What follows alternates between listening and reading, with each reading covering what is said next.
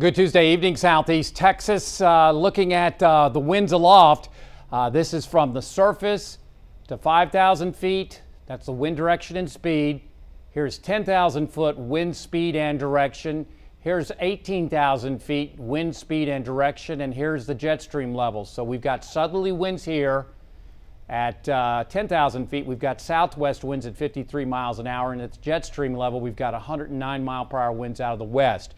Okay, so we're looking at the vertical wind profile of the atmosphere. It's not just about the winds on the ground. And so Jasper and Beaumont. So with this wind profile, the direction of the wind does something like this. Okay, so it's what we call a curved hodograph.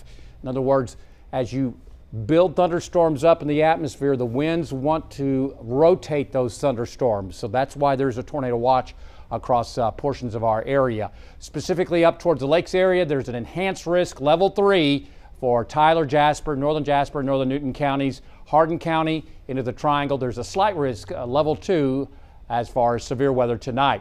As far as the tornado outlook, it's a low chance, but it's significant. 10% probability of tornadoes tonight up in the lakes area. With this hatching, that means they could be strong tornadoes. EF2s or stronger.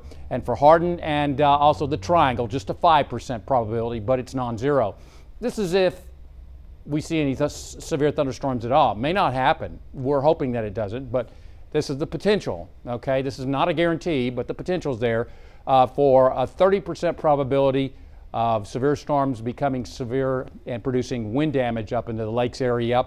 And for Hardin County, southern Jasper, and the Triangle, 15% chance. And then for the entire area, there's a 15% chance of damaging winds. That's hail of 1 inch or greater. That's the severe criteria. So again, we've seen this happen to where we don't get anything out of these watches and warnings and outlooks. So that's the best case scenario.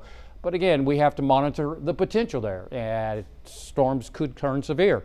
Lakes area until 10 p.m. there is a tornado watch, not including the Triangle or Hardin County. And modeling does show things ramping up as we head towards 8, 9 o'clock this evening. Some of these storms will be rotators ahead of the line, which is a cold front that is expected to push south of the lakes area 1, 2 o'clock in the morning and towards the Triangle. That'll put a risk of severe weather out of the picture. Again, tornado watch in through East Texas until 10 p.m. This front has stalled. It'll get a kick in the pants later on and slowly trudge through our area as we work on through the overnight period and tomorrow morning. On the cold side, besides all the severe weather on the warm side, quite the windup. Blizzard conditions. Look at the snow up and through the northern plains and also severe, I should say, winter storm warnings up that way and blizzard conditions up that way with this very vigorous storm system moving through Nebraska. On the warm side, very strong jet stream winds right over our area. That's helping to lift up the atmosphere. So far, we've been very fortunate, and we haven't seen widespread shower and thunderstorm activity. It's because of capping, a dry layer, warm dry layer at about 11,000 feet. Now, if that cap breaks, we'll see better chances of shower and thunderstorm activity later tonight. And we think that's going to happen as that front nears our area. So this evening, slowly but surely, we ought to start seeing things ramping up as the front nears our area. So again, we'll have to watch these individual, what we call discrete cells, not so much a line, but the individual lone storms, if you will. Those will be the ones that will be rotating if they do. And that's all ahead of a front. So things will be ramping up, we think. And as you can see, the front will be moving towards and through the lakes area roughly around midnight. And that will put an end to your severe weather threat. Still the potential here in the Triangle. And pretty good coverage here in the Triangle, an 80 to 90% coverage overnight tomorrow morning. And then as we head towards, say, 9, 10 o'clock in the morning, most of the rain should be moving out of the area. We'll work on the clouds. And with any luck, we should see highs in the mid-60s.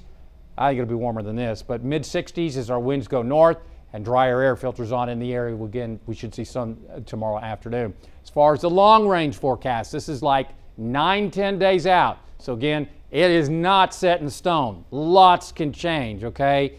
But we're seeing indications that some bitterly cold air, Arctic air, will spill out of the Canadian provinces and head south into Texas if this modeling is correct and doesn't flip-flop on us, which it still could, okay? So Everything is trending towards a much colder scenario, and if this Arctic air does indeed come into the state, we could be in for some significantly cold weather just before and right around Christmas. On the Gulf of Mexico tomorrow, looking at rough seas 3 to 5, occasional 6s out there. A small craft advisory in effect for south, and then northwest winds at 15 to 20 to 25 knots. Water temperature at 68. So again, things ramping up tonight. We'll go with an 80 to 90% coverage. Severe weather potentially. Lows dropping into the 50s, mid 50s in the lakes as the wind shifts to the north. Still southerly here in the triangle to the front clears us Wednesday morning. Lows should be around 60. Tomorrow, 40 to 50% coverage. It's probably between before 9 and 10 o'clock in the morning. Showers will be moving out. We'll warm up into the mid 60s, and we should see some sun coming up tomorrow afternoon, knock on wood. So again, Wednesday, an improving afternoon hour. Our afternoon forecast is drier air filters on in. And that means some chilly mornings coming up Thursday and Friday. Lows in the 40s, maybe some 30s. Highs in the 50s and 60s. And then Saturday, a disturbance will come in that'll give us about a 30, maybe 40% coverage of light showers. Highs remaining in the 50s all this weekend. Lows near 37 here in Beaumont on Sunday morning as the clouds clear out and then come back in Sunday afternoon. Then Monday, looking wet. 50% coverage, highs only in the 50s. Then as we head towards Tuesday, Wednesday, and Thursday, we'll start a slow warming trend. Slight chance of showers each day with lows in the 40s and 50s, highs into the mid 60s. Then that cold front, that Arctic cold front coming in, the way it looks right now, unless everything flip-flops the other way, tentatively scheduled for late Thursday, and that means we may be in the 20s and 30s for lows a week from Friday and highs only in the 40s with a blustery northwest wind. Could be significantly colder if that Arctic air mass dives directly into Texas. So we'll be watching that very closely in the next couple of days as far as the extended forecast. Download our app, follow us on Facebook and Twitter, and as always, there's more weather at 12newsnow.com.